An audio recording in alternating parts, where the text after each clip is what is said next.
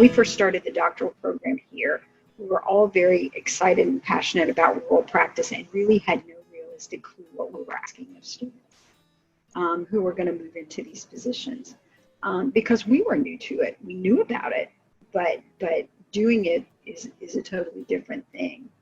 So I think the most important thing that I've learned is, and this sounds so overly simplistic, it is so much harder than it seems. It is so much harder than it seems.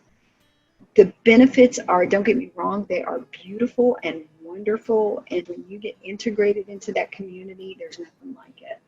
And the impact you can have is enormous. But there's also challenges related to isolation. There's challenges where behavioral health is stigmatized. So you spend a lot of lonely time in your office waiting for somebody to decide that they can come and talk to you.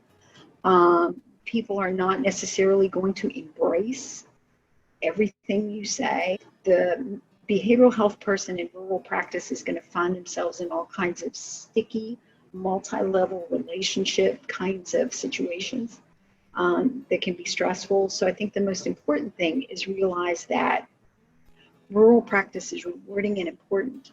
But when we're mentoring someone, we want to make sure and validate their experiences.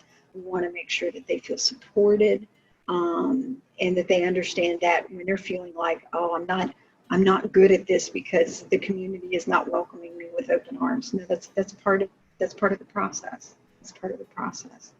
And supporting them through that is important. Being available to talk through difficult ethical issues is important. And really, the one thing, and I probably should have said it first, they've got to engage in good self-care. Got to.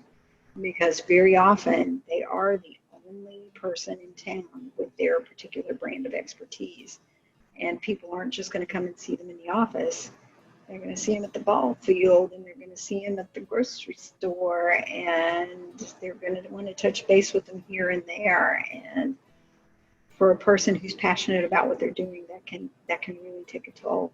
So encouraging them to self-care is really important. So those are the things, is we got to remember when we're mentoring people in rural practice that it's hard. It's rewarding, but it's hard. And we want people to be sure that they're feeling supported and not isolated. If you're going to mentor somebody who's in rural practice, you need to go do it. Okay? You need to make the trip. You need to see what's out there. You need to see what's going on. Even if you don't work, if you work in, urban areas like Huntington or Morgantown, go out to those areas. And don't just go out and drive through. Go out and spend time, deliver services, do consultation, get involved.